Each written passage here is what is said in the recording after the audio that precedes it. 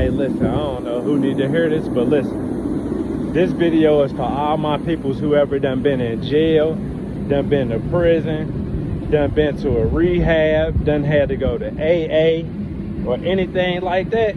This is for y'all. Because I did 5 years in penitentiary, got out for 87 days, then went right back and did 8 years and 8 months. So this storyline is gonna fit perfect for you. See, when they put us in jail, first and foremost, you gotta understand that it was a cycle that we was born into, which was poverty, right? All right, so once we was born into poverty, or if someone who wasn't born into poverty, I'm gonna put y'all in here too. If you wasn't born into poverty, then you was living a good life, but the poverty mindset attracted to you. Then this is the steps that you end up falling into too. So now that we done understood that part of it, now when we get locked up, a lot of us, like me, the first time I got locked up, I didn't do anything to rehabilitate myself. What I did was try to figure out how I could be a better criminal once I got out the next time, which was, that wasn't the term that I was using at that time. It was, how could I be a better hustler, or how could I do anything that I was doing in the wrong mindset better than I was doing it the last time? Which is a cycle that I realized, because guess what?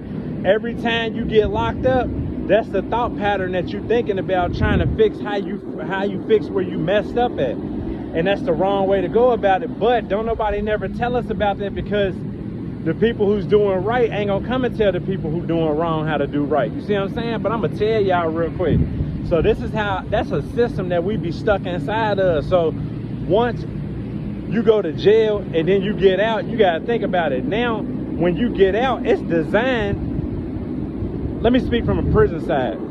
You go to prison and you be working in that mug for like 13 cents an hour or 15 cents an hour, where your paycheck only be like, especially if you get good time in a state where you get good time credit, boom, now your paycheck that you get for the month goes from like $18 to $9 because you get good time credit, right?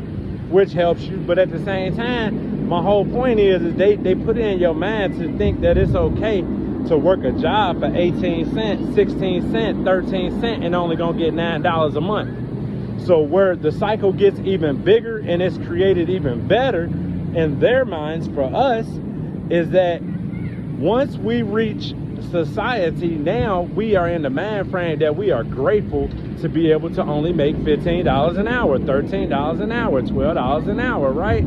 So then when we do that and we get excited like that, guess what?